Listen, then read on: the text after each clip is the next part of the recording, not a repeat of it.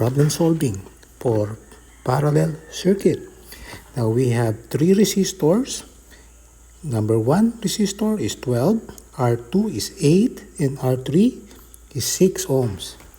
The question is, find the total resistance. That would be RT, total resistance. Second, we need to find total current.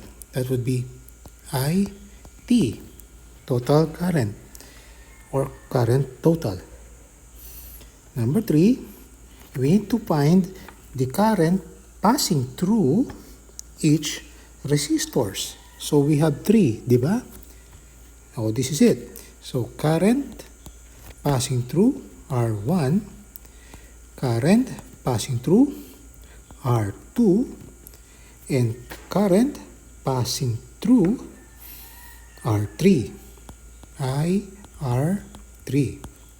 Number 4, we need to find the total power consumed by the circuit.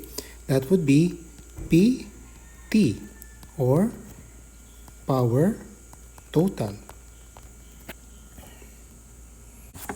Now we find the total resistance, or equivalent resistance, or resistance total. RT is equals to 1 over R1 plus 1 over R2 plus 1 over R3. R total is equals to 1 over, ano yung R1? 12 ohms. 12 ohms plus 1 over R2. Ano ang R2? 8 ohms plus 1 over R3. Ano R3? 6 ohms. R total is equals to, so, anong gagawin natin? You put here 1 over, o lagay mo na lahat no? 1 over, kasi tatlo resistance natin. Ano gagawin mo ngayon? Dito, yung 1, divide mo sa 12. 1, divide mo sa 8. Yung 1, divide mo sa 6. O, di-divide yan ha. O, divided by. Okay? 1, divide mo sa 12 ohms, you get 0.0833 ohms. Tama? In ohms yan. Now, how about this one? 1, i-divide mo sa 8, you get 0.125 ohms. In ohms, resistance kasi. 1, divide mo sa 6 ohms, you get 0.166 ohms. Tama? Because we're finding equivalent resistance. Okay? So, puro resistance yan in ohms. So, we are talking about ohms. Now, next step. 0.0833, 0.125 in ohms, 0.166 ohms, in ohms yan ha, i-add mo silang tatlo, okay? And what do you get? What do you get? You get 0.3743 ohms in ohms. So, ito na yun. Total resistance is equals to 0.3743 ohms, pero lagyan mo ng 1 sa ibabaw. Okay? Anong gagawin natin dyan? Yung 1, i-divide mo uli sa 0.3743 ohms. Okay? So, burahin natin to konti. Erase natin yan. Okay. Now, 1 divided by 0.3743 ohms, ano makukuha mo? Our total is 2.671 ohms. That is 2.671 ohms for the total resistance. Ngayon, nakuha na natin ang resistance or total resistance, di ba? And our total resistance for the circuit is 2.671 ohms. Ito yun. Yun. Encircle ko siya ng red, right? Now, ano yung voltage total ng circuit? As you can see, meron tayong battery, green colored, na 24 volts. So, ang total voltage natin for the circuit is 24 volts. Ito yun. Ayan, lagay natin siya dun. Ano? Ayan.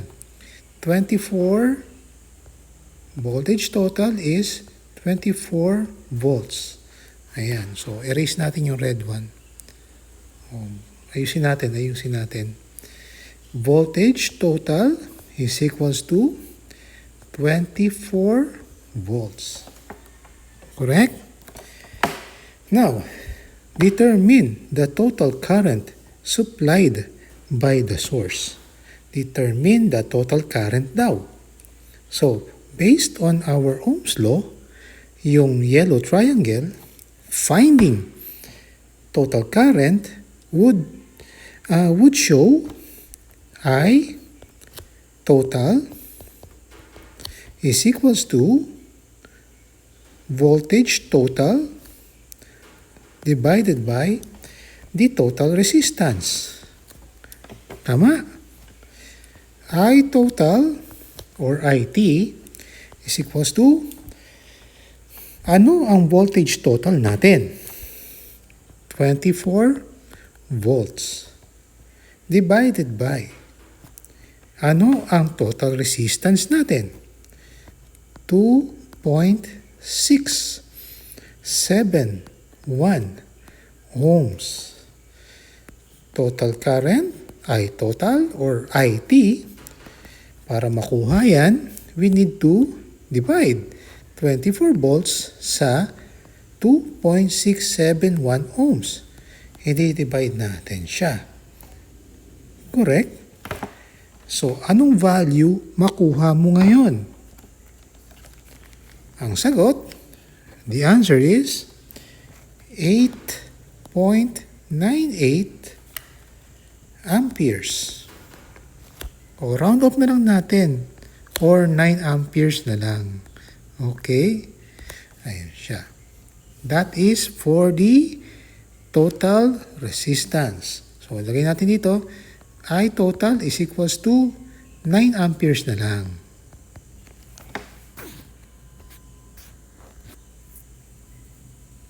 Okay. Number 3. Calculate the current through each resistors. Pag sinabing current through each resistors, ano daw yung mga values ng current na nagpo-flow sa R1, R2, at saka R3. O, diba? O, ito. Ano daw yung current nagpo-flow sa R1? Ano daw yung value ng current nagpo-flow sa R2? Ano daw yung current value nagpo-flow sa R3? Ano daw yung mga values nila? Previously, nakuha na natin yung voltage, resistance, at saka current values. Yung total niya. Ito yon. Voltage is 24 volts. Resistance is 2.671 ohms. Current is 9 amperes. Diba? Nakuha na natin siya. Paano ngayon yung current na nagpo-flow sa individual resistors? Okay? Solve natin. Unahin natin yung R1. R1 would be current passing through R1. Tama? Formula niya is total voltage divided by, guess what? R1. O, diba? Kasi hahanapin natin yung current na nagpo-flow sa R1. Okay? So, current passing through or flowing through R1, ayan siya, is equals to 24 volts. I-divide mo daw sa R1 na value. Ano yung value ng R1? 12 ohms. Correct? Current passing through R1 is equals to, ayun nga, i-divide mo yung 24 volts sa 12 ohms. What do you get? 2 amperes. Correct? Now, ano naman yung sa current na nagpo-flow sa R2? Formula, current passing through R2 is equals to, guess what? Voltage total divided by R2. Correct? Same pareho lang, di ba? Current flowing through R2 is equals to voltage total 24 volts over ano ang value ng R2? 8 ohms. Current flowing through R2 is equals to, ano gagawin mo ngayon? Yung 24 volts, i-divide mo sa 8 ohms. And what do you get? 3 amperes. O, diba? You get 3 amperes. Okay? Now, ano naman sa R3? Ilan daw yung current na nagpo-flow sa R3? Ayun siya. Current flowing through R3 or IR3 is equals to voltage total divided by R3. Correct? Current flowing through or passing through R3, resistor 3, 24 volts divided by, ano ang value ng R3? 6 ohms. Current passing through R3 is equals to, i-divide mo siya ngayon. 24 volts, divide mo sa 6 ohms. Ano makuha mo ngayon? 24 volts divided by 6 ohms, you get 4 amperes. Yes? The final one. Find the total power consumed by the circuit. Power. Ano ang unit ng power? Watts. O, diba? We find the total power of the circuit in watts. Now, you can see there's a triangle lower right of the screen. That is Ohm's law, finding power. Power, P. We have P, that is what we're going to look. Hanapin natin yan, yung P, yung power. Meron na tayong voltage in the circuit or voltage total. Ayun siya, ayun. Ayun. ilan daw yung total voltage natin? 24 volts. Paano naman yung total current? Na-compute na natin siya before, right? Ano daw yung total current natin? 9 amperes. Hindi ba? So, paano natin hahanapin yung power or total power of the circuit, yung kinonsumo niya? Okay? So, based on our formula, yung violet triangle, P, total, o total power, ano? Total power is equals to current, total current, o current total, multiplied by the voltage, or total voltage. Hindi ba? Total voltage. P total, or total power, total, is equals to, ano daw yung current total natin sa circuit? 9 amperes. Multiply sa total voltage. Ano ang voltage total na circuit? 24 volts. DC yan ha, DC. By the way, that is DC.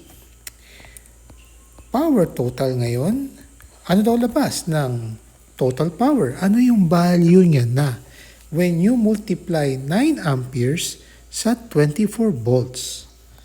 And the answer is 216, anong unit? Watts. Okay? In summary, for this circuit, nakuha na natin yung values as required by the question. Number 1, total resistance. Ano daw yung value?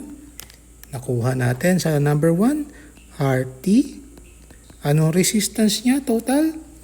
2.671 ohms.